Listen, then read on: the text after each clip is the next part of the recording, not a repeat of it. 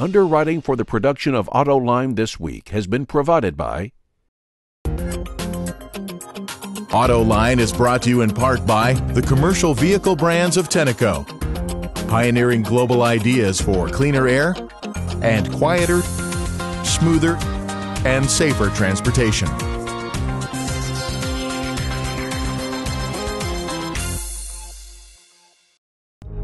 Warner, developing advanced technology specifically aimed at reducing emissions, increasing fuel economy, and improving performance. Our award-winning innovations extend from turbocharging and cooling systems to friction materials and diesel cold start technology. Built on a century-long reputation of innovation and reliability, we have the track record that proves our technology can help meet the challenges of the commercial truck and off-highway industry.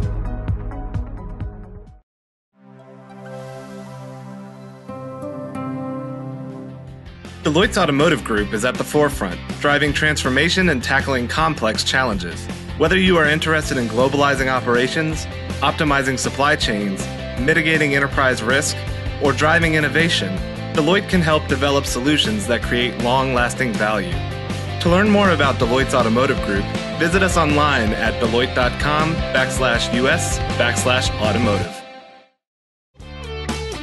From the Autoline Studios, here is your host, John McElroy. I want to thank you for joining us on Autoline this week, where we're going to be talking about all these mergers that are going on in this industry and all the capital that it takes to invest in doing those kinds of mergers.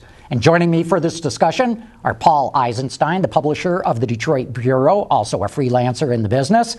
Doron Levin is with Fortune.com and TheStreet.com. And Jason Stein is the publisher and editor of Automotive News, and great having all three of you here today. Good to be here. Thank you. Jason, let me start with you then. And just to kick off the whole conversation, earlier in the month, Sergio Marchion, the Chief Executive Officer of Fiat Chrysler, FCA, came out and said, hey, this industry's got to start seeing a whole lot more mergers because it's burning up cash and the industry overall is not providing a good return to investors. What do you read into this? First, let me start. Why is Sergio coming out and say this, and why is he talking to the analyst community and the media? Sure. Well, I mean, he's been saying this since the Detroit Auto Show, right? This was his big moment to say, pound the pulpit and say that that the industry doesn't work the way that it's currently constructed. You have an accounting major, essentially, with a philosophically oriented background, saying, why are we wasting so much? Why are we making common engines? Why are we making common seat frames? Why don't we just merge some of these activities together, and you'll end up with a better business plan?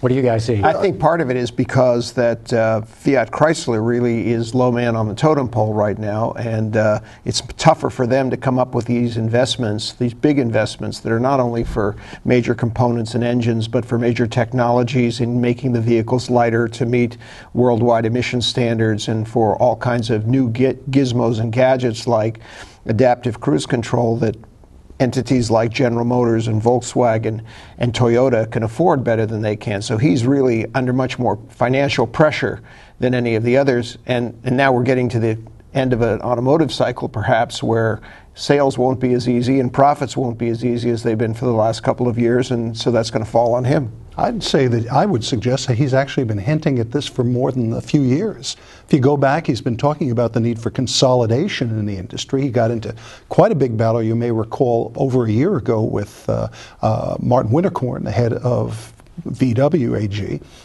He's been talking about the need to do various forms of consolidation that were essentially saying the same thing. And I think he's finally just cut through the chase and said, this is all about consolidation. 7 years ago, he said this in Europe. He said that there were only going to be 5 major players in the industry, and he just keeps repeating the mantra that the business doesn't work the way it is.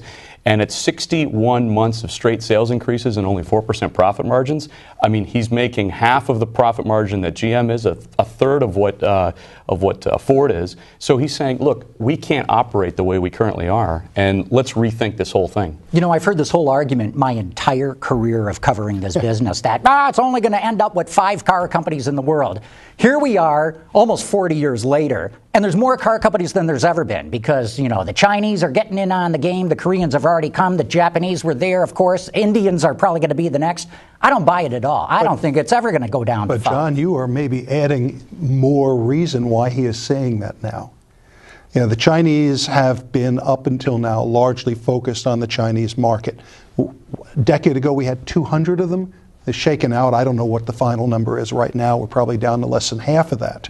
But the difference is they are now starting to make noise about getting out of China. We're going to see very shortly the first Chinese import in the form of the Volvo S60L, and we're likely to see their parent follow coming across soon. So when you add the pressure of the Chinese, the Koreans are being more aggressive than ever. This is all the more reason why I think Marchione, or Marchione if you prefer, is saying we got to consolidate. And back to Doran's point too, we've gone through this enormous cycle where we're rocking and rolling, and FCA has 8.5 billion euros of debt.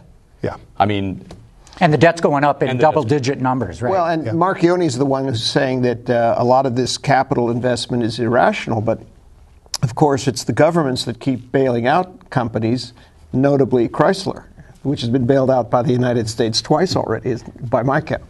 Yeah, it has. But I think one of his points is valid. The industry does do a lot of duplicative investment, i.e., they invest in the same kind of engines and transmissions, to your point, even the seat frames and things like that. So I buy his argument that a lot of the stuff the customer doesn't even see, know, or taste the difference. So maybe there's some sort of formula for consolidating on that basis, but would the public accept that the car they're buying has some generic engine that who knows who made it? Wait a second. We're already seeing consolidation. I just recently received an email from the Renault-Nissan Alliance reminding me that their additional alliance with Daimler has just reached new levels. They're about to produce a pickup truck for Daimler. And what do we have? Out of the Alabama plant, we're using Infinity engines in Mercedes. And the new plant that's going up in Mexico is going to be using a Daimler platform for a variety of Infinities, as well as for Mercedes products, which will probably wind up using Infinity engines. So it's a great example, because we've seen with Nissan and Renault a tremendously successful collaboration. In fact, it's been so successful that Carlos Ghosn has been pushing them to even collaborate more, and then they've succeeded, as you say, in bringing Daimler into that package. So I would say to Marchione, go find yourself a partner and make a compelling case. Now, I think that what was happening is that he is really talking to institutional shareholders, and he's telling them to tell the other car makers that they're invested in that they should be doing these kinds of arrangements, and perhaps he'll benefit from one of them. Nothing that he does is done without contemplation of 3 to 5 years down the road, right? So these comments are not coming out of thin air. I mean, he knows exactly how he wants to position the company. And let's face it, some people have said that he appears weak in this scenario. Maybe it's just a logical argument to an industry that won't listen. Well, the other thing, too, to the point of being weak, he's actually his strongest right now. FCA, Fiat Chrysler, is in a pretty strong position. Their debt level's going up, their cash pile is shrinking, but in a couple of years it's going to be even worse. And it was so interesting to hear what Carlos Tavares, the CEO of PSA, Peugeot in France, said when apparently Sergio must have called him, or somebody in the press asked him, would you go together with FCA? And he says, it's a little bit early for us, which I interpret to mean, hey, Peugeot's in serious, serious trouble, but it looks like we're on the mend. In a couple of other years, we're going to be in a much stronger bargaining position. So that's what Sergio sees right now. He's got a strong hand. He doesn't want to be bargaining from a position of weakness. Right. So that's why I think one of the reasons why he's really talking it up. Well, you hit on the right one. I mean, Peugeot came very close to doing a deal with GM, which imploded very quickly. And the probably deal that for they good had reasons. Didn't work for either side anyway. No, it was one of those odd deals. GM was famous for doing really bad partnerships. Kind of like the Fiat deal. Yeah, Fiat deal, the Suzuki deal. Remember, they were actually partnered with Subaru for a couple of months. Yeah. Subaru. Yeah, right. And so maybe this is exactly the right time for them to be talking to Peugeot. Maybe they will continue to start talking behind the scenes, and it's just neither one wants to acknowledge and it. And Tavares has done an incredible job of cleaning up a mess there. At Peugeot. Yeah, absolutely. I mean, he has gone in and restructured all of the work agreements. He's expanded the product plan. This is a guy, based on his North American experience, was able to really get Nissan rocking and rolling. So. And in China. Absolutely. So could there be, a partnership down the road that involves FCA and PSA? I think it's a no-brainer. That's me talking. And with Tavares as a former Renault executive who has left Renault with kind of under a cloud, and because there's bad blood between Marchionni and Ghosn, nothing would make Marchionni happier than to make a deal with Tavares and kind of stick it in Ghosn's face. Just the same way that Mr. Piech wanted to purchase Alfa Romeo as well. So, and there's a lot of intrigue and drama behind all those moves as well, which just makes this business so fascinating on a regular basis. Keeps us all employed here, too. Paul, I want to ask you, though, why is Sergio going to the media and to the analyst community with this 25-page, pamphlet that he put out called Confessions of a Capital Junkie? Why is he doing? I mean, all he's got to do is pick up the phone and call maybe a half a dozen CEOs around the world, and those are the partners, realistically he's going to play. Well, why do you think he's going to the media with this? Sergio is phenomenally media savvy. I don't think anybody has worked it better since certainly he came to the worldview when he stepped in to help Chrysler avoid. Remember, they were going to pull the plug on. They weren't going to give him the bailout. And Marchionni, in that sense, saved Chrysler. And don't forget, he doesn't really come from this club, the automobile industry. He comes from outside the club. And he operates a little bit differently. Yeah. Right. Yeah. So he operates a little differently. And he may be very specifically saying that the best deal he can get is to look like he's leading this charge by creating that image within the media. He may not be able to get what he wants doing the backroom negotiations. He may be able to do better by taking it public. And Doron, you seem to be suggesting he's going to the media and the analyst community so they start turning up the heat on institutional investors and maybe boards of directors. Oh, I'm not even sure he needs them to turn up the heat on the institutional investors. I think the institutional investors are listening directly to what he says, not only those inside his company, but those who are invested in all the other companies, and maybe some large shareholders, maybe the province of Lower Saxony, maybe the Kuwaitis, maybe others who own large stakes in these companies are looking for better yield and might be saying to them, hey, instead of trying to steal out, for instance, and I'm just making this up, of course, instead of trying to grab Alfa Romeo from Fiat,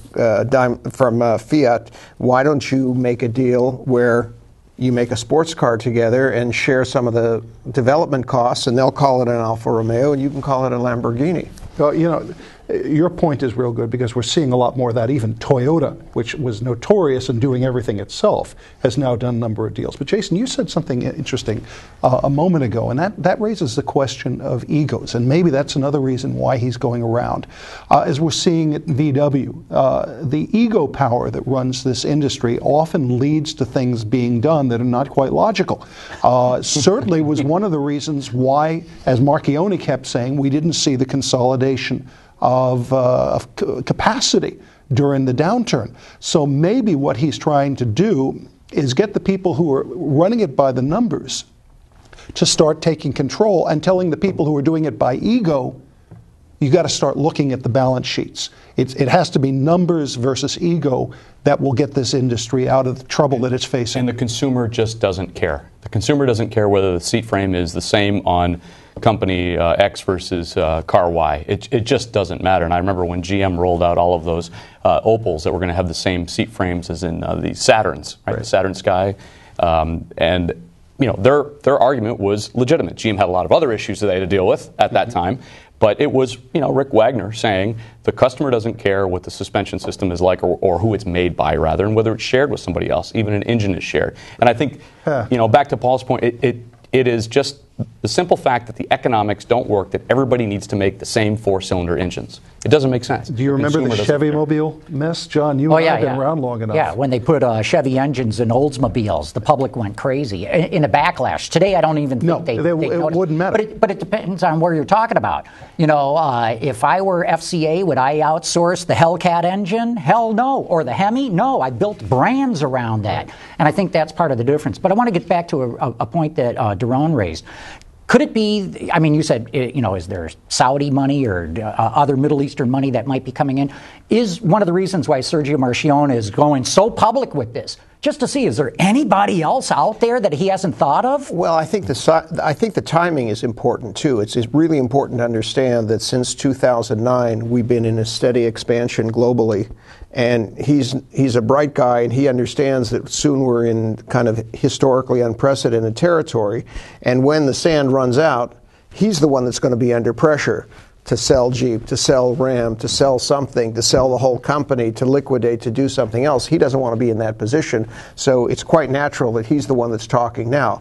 Now, maybe GM isn't interested at the moment. Maybe Ford isn't interested at the moment, but they'll be under more pressure as well.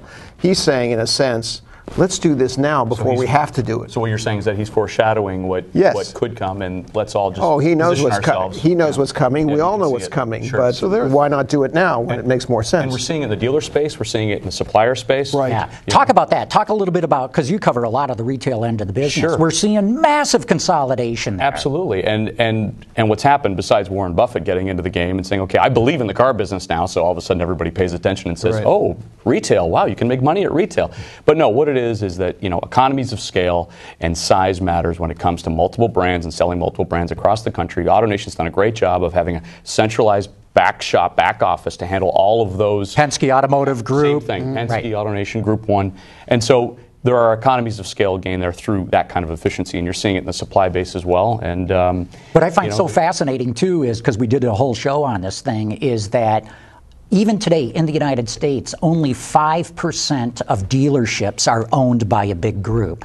So that tells me we're only just getting going in this. Only getting going. I think a lot of opportunity to, you know, for some of these mom and pop that maybe in the second, third, fourth generations to say, you know what, we own the market already. There's somebody else who can come in here. We can get paid for all the hard work that we've done, and they have the efficiency to make it happen. And you see it, AutoNation, an example of branding across America now with that one name and gaining all of those efficiencies. I think one of the reasons why Buffett is interested in this is because of low interest rates, and here's what's happening. Low interest rates mean that from all of your securities, you're really not getting the yield you need. What you can get is yield from a big group of car companies, car dealerships. I was able to interview the head of one of the large chains a week or two ago and said, would you be interested in selling to a Warren Buffett? He said, why would I want to do that? I would end up getting a whole bunch of cash that now I can't get yield from, and he has an asset that he can get yield from, so I'm not really interested in trading right now. And to your point on the world kind of changing within the next 3 to 5 years and things getting a little bit more dire, remember, all those low interest rates mean that dealers have low payments on their floor plan, the cars they have in stock. What happens to that retail community? What happens to the smaller guy when interest rates bump up a few points and now all of a sudden your floor plan costs a lot more to keep that inventory in line than it did, you know, over really the last 5-6 years? But, you know, I think the United States is actually going to prove to be in the lead in this regard, because we're not seeing that giant consolidation elsewhere. England, a little bit. You know, Penske Automotive, AutoNation have got stores there, but boy, I think that this is going to spread all around the world for the very reasons that you just cited. Mm-hmm. You can consolidate all these back office functions and save a ton of money. Well, remember, you're going to also see consolidation there. What's the count of dealers down from a decade ago? 5,000, 6,000? Yeah. Not just because of the GM and Chrysler cuts when they went bankrupt. And the industry would like to get more and more of these out of here. The only thing that'll reverse that is if you see more of the foreign manufacturers, the new guys come in, and they try to take over dealerships. They'll create storefronts, but they'll probably work with existing dealers anyway. And margin on new car sales, razor thin. I mean, they're not making any money on selling a car these days. Right. Well, part of the reason, too, is the dealer principals pay themselves whopping big salaries. Oh, yeah. When now that gets consolidated under a big group, that money drops to the bottom line. You know, a really interesting outgrowth of all of this is the future of the car salesman. You had a story in Automotive News about how Chrysler worried about the turnover of car salespeople. are offering college scholarships. One of the reasons they're doing this is to try to get people to stay in this profession who don't want to stay in it because it doesn't really pay what it used to pay. You used to be able to make a pretty good living as a top-notch car salesman or saleswoman, and you're really not anymore because all those margins have gotten cut, and to your point, they're being remunerated less. I'd like to throw another thing on the table, too, because it's not just automakers consolidating, it's not just dealers consolidating. We're seeing a tremendous amount of upheaval in the supplier end of the business. Just as an example, Johnson Controls, JCI, has been the biggest interior supplier in this business for years now. They're selling all of that to the Chinese, to a company called Yangfeng. We're seeing Magna offloading all its interior to a Spanish company called Grupo Autoline. Forcia, the big French supplier that makes a whole bunch of seats and interior things, just formed a joint venture with, was it Chang'an or Geely? I can't even keep track of all the deals that are going on. There's a massive amount of upheaval going on in the supplier end. What do you guys see in that? Interior stuff Interiors especially. is really curious because when you look at it, automakers are upgrading interiors tremendously. So at a time when manufacturers have to spend more on interiors, all these traditional guys are getting rid of it. Or are they just figuring that they are going to wind up having to absorb the cost, so they're not going to get more money, they're just going to have to put more cost in. But John, look at, you said, you just listed off in all of the names of those groups that are buying, 90% of them are Chinese, right? Yeah. So it's expertise here, right? Because there's a market that I think the numbers are by 2020 that there will be an additional 10 cities within China that have 10 million people or more, okay? All of those folks in this so-called Tier 2 and Tier 3 cities have to be served in some way. And I think you're seeing a lot of expertise. I believe that you were at the Shanghai Auto Show. Yeah. And the footprint of that show has already exceeded 12 or 15 Detroit auto shows, if you combine them. Four Superdomes, if you could imagine that. 4 Super Bowls together. 4 Mercedes New Orleans Bulls put together in one building, far beyond the scale of anything you see anywhere in the world. And many more are now local Chinese manufacturers that are on display with things that, 4 or 6 years ago, you'd go to the auto show in Shanghai or Beijing, and the doors wouldn't open, when you went to open up the doors of the cars, because they didn't want you to see the interior that was inside the vehicle. Now, you can tell us. Quality is much better. And to your point, it's about scale. It's really now about scale. They've really developed the automotive culture pretty well on the eastern coast of China, and now they're moving west and south. And as they do, there's going to be a lot more cars to sell, and so they've got strong currency now and a lot of financial strength. The other interesting thing that we're seeing as you get into the Tier 2 and 3 cities is that just getting a new car is a really big deal, and they're not as brand conscious as they are in the big eastern cities. And so we've seen for the first time in the small crossover segment, the Chinese are now beating the foreigners. Never seen that happen before. And that's going to be very interesting to see how that plays out. Are the Chinese really starting to gain traction in their own market? Because heretofore, it's all been foreign brands that dominate. And one of the fastest growing segments of the market. So that's got to doubly worry all they're very savvy to the trends. In other words, the global trends that pertain in the United States and in Europe also pertain in China. And I think there's no question that they are on top of those things. We wrote the story coming out of the Shanghai show that, and we've seen this story many times before in other pockets of the world, but that they want to get into the U.S. retail network. And so it'll be very interesting to see if that actually finally happens. Oh, it'll happen. We know it's going to happen. I think, Paul, you said Geely has already announced plans. They want to come to the U.S. market. Well, now, we have to remember that we've been hearing the Chinese say they're going to come here for 10 years. Yeah. This time, I think the door's open. Well, look, we all know that they've had a real struggle trying to meet U.S. emission and state safety standards, which, by the way, are tougher than they are in Europe. There are some Chinese cars in Europe, but they're also much, in many places elsewhere in the world. They're all over Latin America, the Middle East, Africa, parts of Asia. We know that they want to get here. So we figured out that Sergio Marchionne and FCA are actually going to merge with the Chinese now. Why not? Well, why not? Come on. That makes a lot of sense. This is a market they're very weak in. This is really actually something that Fiat Chrysler really needs, is to be in mainland Asia. They do. So look, we're getting down to the end. Paul, let me start with you. Next 5 years, let's take this conversation to the end of the decade. We're talking about all kinds of consolidation potentially with automakers. We're seeing it with dealers. We're seeing it with suppliers. Where's this leading? Well, I think we are going to see some sort of shakeout, but I don't think you're going to see many makers go away. A bunch of the Chinese small companies will. We may see a couple of European changes, but I think it's more going to be about partnership than anything else. I think that, as the French say, the more things change, the more they stay the same. This has always been a business that has lots and lots of players and that gets smaller through consolidation, that gets more players and gets smaller again through consolidation. I think that worldwide regulation is going to make this a smaller business because the cost of complying with European emissions controls and American emissions regulations is way too high for the small players. They'll sell out. The suppliers will sell out. But at some point, that's going to come to an end, right? Somewhere around 2025, cars are going to be awfully clean and we'll efficient. have new reasons then for companies wanting to get into this business, and the price of entry might not be that big then. Jason? Hottest car company on the planet, Jaguar Land Rover, owned by Indians. To your point, it's people come and people go, and there may be more consolidation, but there will be players that we can't even imagine right now that will be involved in the business. Yeah, look, I mean, who would have seen Tesla coming up? And as we get into connected cars, as we get into autonomous cars, boy, the door could open. Now we know Google's interested in this business. Apple's interested in this business. Tech companies yet. I mean, the tech companies are all over the automotive industry. And that may be the last piece, John. Guys, will technology truly transform? So far, Tesla's just a buzz. It doesn't have real volume. First product, we haven't even seen the second one 2 years late. But when you add electric, alternative power, all these emission standards, and connected technology, which has potential to save countless lives, particularly in China where they're losing, 250,000 people a year. We don't know how much all of that will affect the shakeout.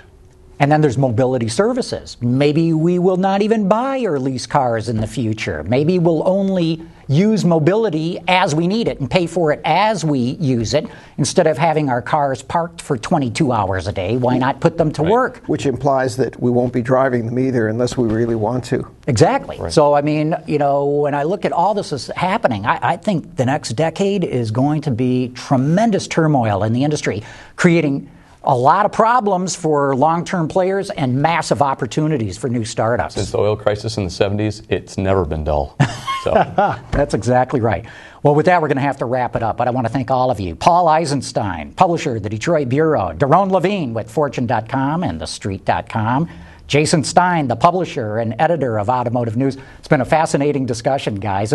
We'll have to come back in a couple of years, play this show, and see how right we were and what we were all saying. But thanks again. Really appreciate your time. John. And I want to thank all of you for having tuned in.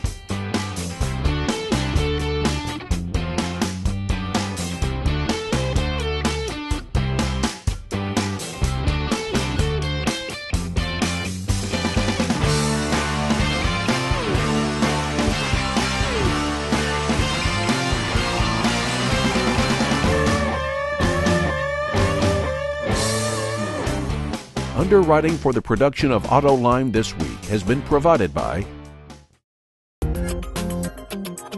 Autoline is brought to you in part by the commercial vehicle brands of Tenneco, pioneering global ideas for cleaner air and quieter, smoother, and safer transportation.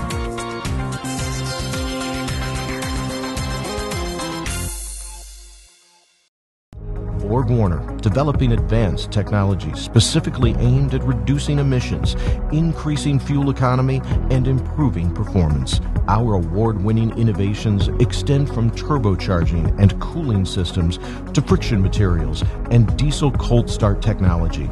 Built on a century-long reputation of innovation and reliability, we have the track record that proves our technology can help meet the challenges of the commercial truck and off-highway industry.